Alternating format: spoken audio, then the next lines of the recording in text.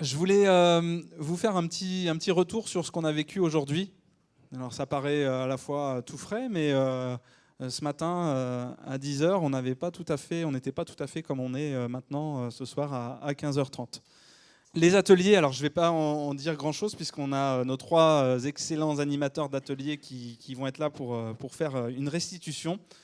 Ensuite, on a déjeuné, vous êtes prêtés au jeu et je vous en remercie vraiment du speed meeting. Et je voulais vous faire un petit retour parce que je n'ai pas participé aux ateliers, j'ai pris le temps d'essayer de lire ce que vous avez écrit. Je remercie d'ailleurs tous ceux qui ont fait l'effort de mal écrire pour que je ne les relise pas. Merci à vous.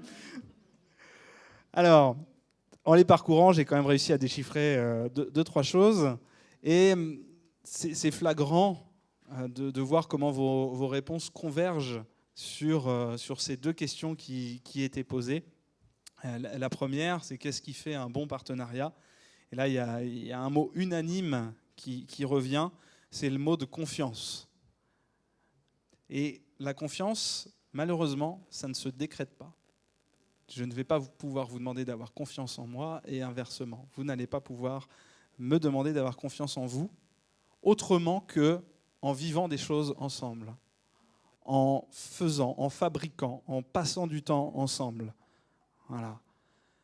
Et il y a eu quelques mots en plus qui ont été posés, en étant fidèle, en étant simple, en étant transparent dans les relations qui sont engagées. Tout ça, vous l'avez compris, c'est pour qualifier ce que peut être un partenariat et comment, dans l'avenir, on pourra essayer de travailler ensemble. Un point important, c'est le partage d'objectifs. Et alors les objectifs, ils doivent être communs. On ne va pas tirer chacun de notre côté, on va essayer d'aller dans le même sens. Dans le même sens et en étant équilibré. C'est-à-dire qu'il ne faut pas qu'il y ait une démesure de l'un envers l'autre. Cette notion d'équilibre est revenue très souvent.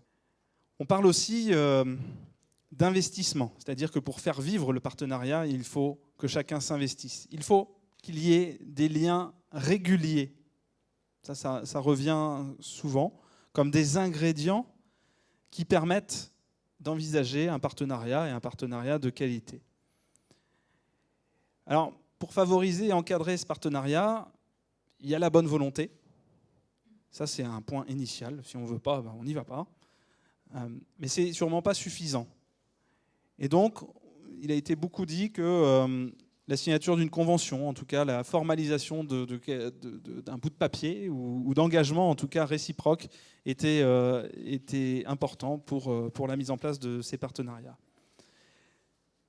Pour arriver à quelque chose, c'est le gagnant-gagnant. Vous l'avez beaucoup écrit aussi, ce gagnant-gagnant. Alors, on n'est pas sur du monétaire, hein. Je ne l'ai pas vu écrit une seule fois. J'ai vu une fois ROI, mais ça ne veut même pas dire que c'est du monétaire. La seule chose, c'est de se dire comment le partenariat que l'on va travailler ensemble va faire en sorte qu'il serve les intérêts de chacun. Et tant qu'à faire, si ces intérêts peuvent être communs, c'est encore mieux. Et si on fait tout ça dans un cadre de confiance et de partage de valeurs, là, on atteint, je pense, le summum de ce qu'est un partenariat.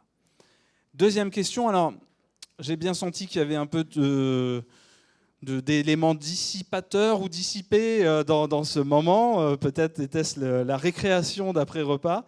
La question était de savoir de quoi avons-nous besoin concrètement pour faire vivre ces partenariats.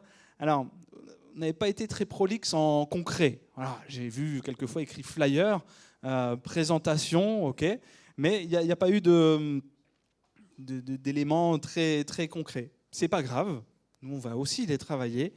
Mais ce qui est plus important, et ce que moi je note après cet exercice, c'est le faire ensemble une fois de plus.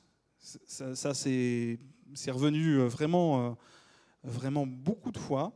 Alors, moi j'ai qu'une invitation à vous donner maintenant, avant de laisser la parole, et pour ne pas déborder, c'est faire vivre ce que nous avons initié depuis ce matin.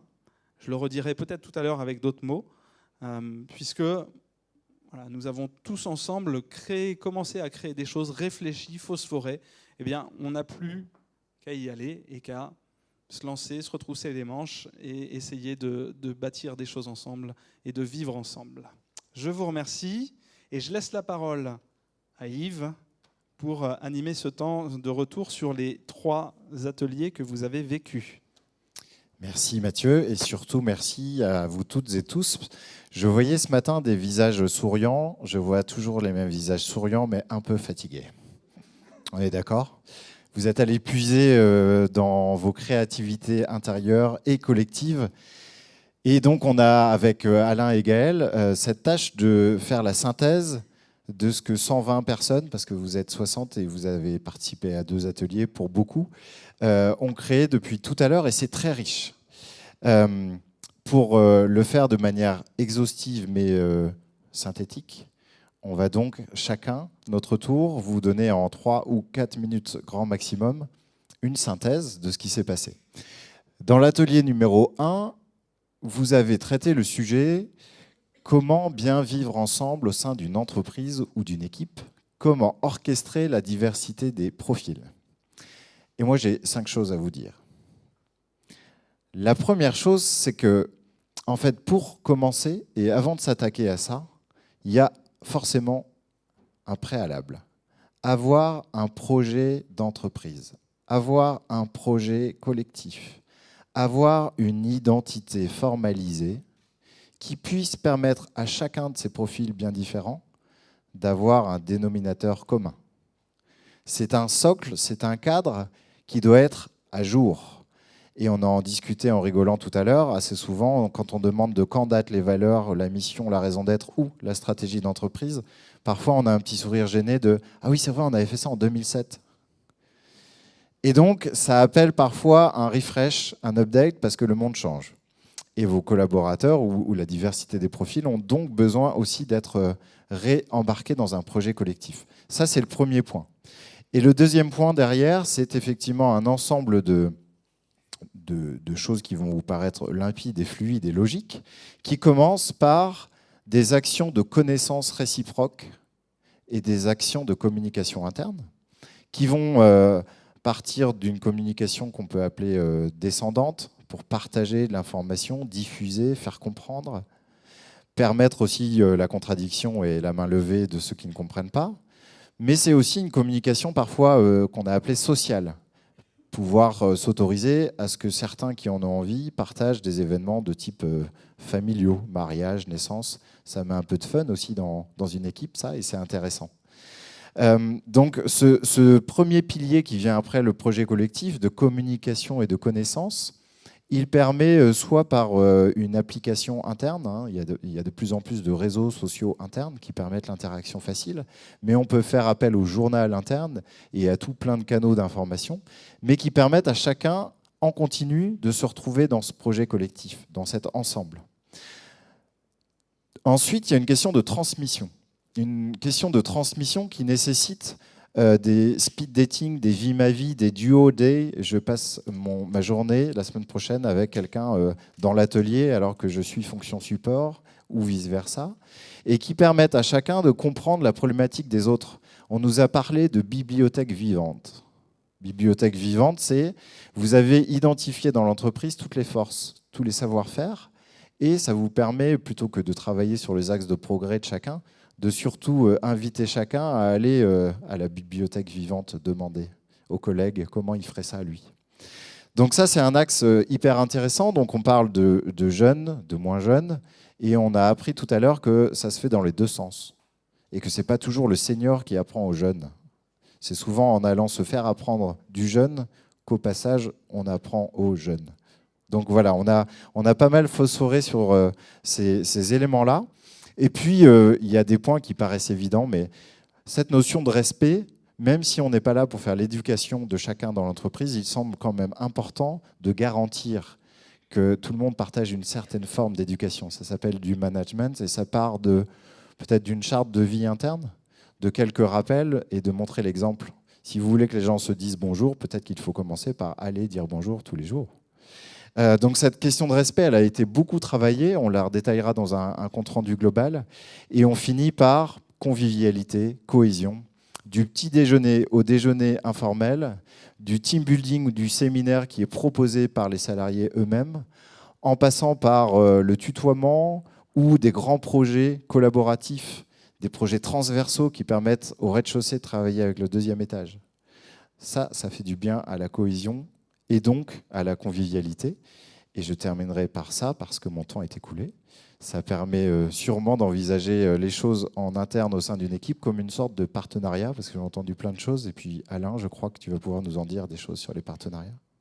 Alors, donc sur l'atelier concernant dont la problématique était comment créer une dynamique territoriale forte grâce à la coopération de ces acteurs. Ont été définis tout un ensemble de thèmes qui tournaient autour de cette problématique-là. Il y en a 3 qui ont été retenus, qui étaient comment alimenter ce réseau, la connaissance des acteurs et créer une synergie au service des besoins du territoire. Ce qui est remarquable, alors l'attendu que j'avais, c'était que l'on sorte des premières actions simples à mettre en place, c'est les fameux premiers pas. Mais ce qui est à noter, c'est qu'on se rend compte qu'il y a de vraies définitions à travailler autour du projet global que l'on peut avoir pour un territoire. Donc il y a une définition de la notion de territoire, il y a une notion de la définition de pour quelle problématique en fait on veut créer une dynamique et la coopération. On en revient sur ce que disait Yves sur la notion d'image, de valeur. Mais en tout cas, on a redéfini un ensemble d'actions très simples, d'actions sur ces thèmes. Sur la première qui était créer des synergies au service des besoins, j'avais se rencontrer régulièrement, identifier les besoins et objectifs et mieux se connaître. Il y avait aussi faire une mutualisation des ressources, la création d'une structure pour gérer cette dynamique et créer cette coopération. Et puis il y avait aussi la création d'une expérience autour de garde d'enfants, de mobilité, donc d'actions éphémères en rapport avec les besoins du territoire. Quand il s'agissait de comment alimenter le réseau, il y avait, en fait, on est surtout parti avec tout un ensemble de questions qui étaient définir le pourquoi, le pourquoi. Pourquoi créer un réseau, quel était le projet commun. Ensuite, c'était par rapport à la problématique qui pouvait être soulevée, c'était de définir le territoire qui était touché. Et ensuite, de faire une cartographie autour de cette problématique.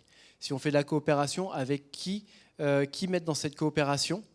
Ce qui voulait dire aussi définir le groupe et définir son fonctionnement et définir les valeurs et les visions du groupe. Et pour le dernier thème, qui était sur la connaissance des acteurs, les actions qui étaient retenues, c'était de créer des mini-rencontres. On en était sur le Vie ma vie tout à l'heure, on en revient un peu sur cette notion. Créer des mini-rencontres aléatoires entre les acteurs, que ce soit en visio ou en présentiel, afin de mieux se connaître et de se découvrir. Et puis créer des visites de salariés dans les écoles, dans les centres de formation, afin de parler de leur métier et de leur entreprise. Ça nous permet de faire un clin d'œil à François qui a fait un super dessine boulot. et écrit, et peut-être qu'on peut l'applaudir pour toute cette production visuelle. Merci. Alors, à cette heure-là, moi, je me pose une question fondamentale. Monsieur le juge Evano, est-ce que vous avez mis fin à l'existence de Progressistes ou non ? Je n'espère pas, et j'espère justement nourrir de jolies choses. J'ai eu la chance de pouvoir être le témoin de ce procès de l'emploi partagé, avec l'idée de se dire finalement sur quoi aujourd'hui on capitalise. Je pense qu'aujourd'hui on est réunis ici parce qu'on est convaincus de la pertinence de ce modèle. Et en même temps, peut-être qu'on en a éprouvé et aussi touché du doigt quelques limites qui sont autant d'invitations à de futures précautions, et des précautions qui vont ne faire que permettre à ce modèle de se développer, de s'enrichir, de se pérenniser. En préambule, on se le disait, en préambule de cet atelier, le monde de l'emploi, il n'a jamais été autant bousculé. On parle de pénurie de talents, on le citait, de difficultés de recrutement, de fidélisation des salariés, et cette difficulté à retenir les compétences clés dans nos entreprises. Et puis des nouvelles attentes des collaborateurs, que ce soit en termes de sens, d'engagement ou de flexibilité, de souplesse par rapport à nos quotidiens. Alors déjà, la première question qu'on s'est posée, et ça c'était le rôle de la défense, finalement, quand on fait le pari de l'emploi partagé, sur quoi on capitalise ? Alors on capitalise sur un collectif, avant tout, avec de l'agilité, de l'adaptabilité, une capacité aussi à structurer son entreprise en fonction de ses besoins. C'est véritablement, et ça c'était le mot qui m'animait sur ce premier temps d'échange, peut-être que l'emploi partagé, c'est un projet de vie, c'est un projet anti-routine, c'est un levier motivationnel certain. Derrière, c'est aussi faire appel ou mettre à disposition son expertise au service des besoins plus ou moins grands de l'entreprise et lui permettre de dimensionner justement son besoin. Et puis, c'est forcément capitaliser sur son employabilité. On se disait cette richesse de pouvoir avoir 5 journées, ou 5 journées par semaine qui permettent de déployer toutes ses compétences et tout son talent. Et donc voilà, ce petit mot de projet de vie, peut-être que l'emploi partagé, c'est avant tout un choix. Et on se disait même, est-ce que ça n'invite pas à considérer que certains profils, est-ce que tout le monde peut s'adapter à l'emploi partagé? C'est une question que je vous pose. En tout cas, on a mis ça en face d'une accusation tenace, qui a essayé d'éprouver ce modèle et d'en entrevoir aussi les limites. Et en fait, ces limites étaient autant de précautions à prendre. C'était une vraie démarche, en tout cas, de lucidité et de prise de recul. Et je remercie beaucoup ceux qui s'y sont investis. Et donc, avec ce beau schéma et ce beau dessin, c'est de se dire, alors peut-être porter une attention toute particulière, on le citait juste avant, à l'intégration. Comment faire vivre cette acculturation du salarié, lui faire découvrir et le former au mieux pour qu'il participe pleinement à la culture de l'entreprise. L'axe formation, il est important puisque dans les limites, on entrevoyait aussi la charge mentale, le risque pour le salarié d'être ici, partout et tout le temps, et donc derrière, de l'accompagner, le former à la gestion de cette charge mentale, de cette organisation qu'il doit éprouver au quotidien. Et puis, c'est faire attention peut-être à l'équité au travers la transparence, se dire quelle est mon identité propre en tant que salarié d'un groupement d'employeurs vis-à-vis du reste de l'entreprise auquel je participe, quels sont mes avantages et est-ce que je peux en témoigner avec transparence et être accompagné sur ce sujet-là. Et puis derrière ça, des enjeux aussi de confidentialité. Se dire, je mets tout mon talent, toute mon énergie au service de l'entreprise, mais derrière, est-ce que le voisin qui en bénéficie aussi ne va pas venir extraire ou ponctionner toute cette richesse à laquelle je participe. Et ça, c'est peut-être en posant des jalons forts qui sont peut-être aussi ceux d'un groupement d'employeurs, d'assurer au travers des engagements, des principes, des valeurs, peut-être même d'une charte. Et j'en termine sur ça. Mathieu disait c'est quelque chose de gagnant-gagnant. Et donc, on en est convaincu, on a été rassuré et on a plein de leviers pour continuer à le faire vivre. Donc voilà, merci pour votre participation. Merci pour cette super synthèse.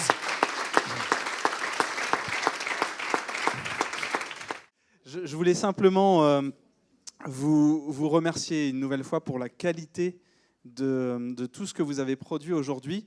Alors maintenant, la prochaine étape, pour moi, pour l'équipe de Progressis, ça va être d'analyser tout ce que vous avez produit. Et c'est un exercice qui n'est pas facile après ce genre de rencontre, d'essayer de faire en sorte que du concret en ressorte. Vous avez produit du concret. Maintenant, c'est comment on essaye de mettre en œuvre un certain nombre des éléments que vous avez produits. Je ne vous promets pas que ça sera fait la semaine prochaine, ni le mois prochain, mais en tout cas, ce à quoi on s'engage, c'est de vous faire des retours et de vous faire du passage d'informations sur ce que vous avez vécu aujourd'hui et sur ce qu'on pourrait bâtir ensemble à l'avenir. Alors peut-être pas avec tout le monde, peut-être pas tous en même temps, mais en tout cas, on a de quoi faire, on a du contenu.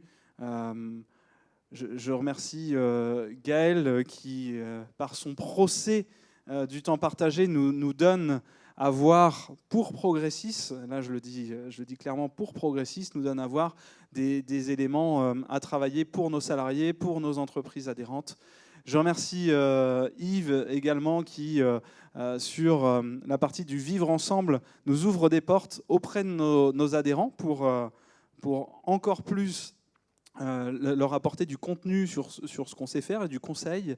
Et alors, sur la coopération territoriale, j'ai l'impression que tout est à bâtir et que toutes les bonnes volontés sont là pour faire en sorte de travailler ensemble.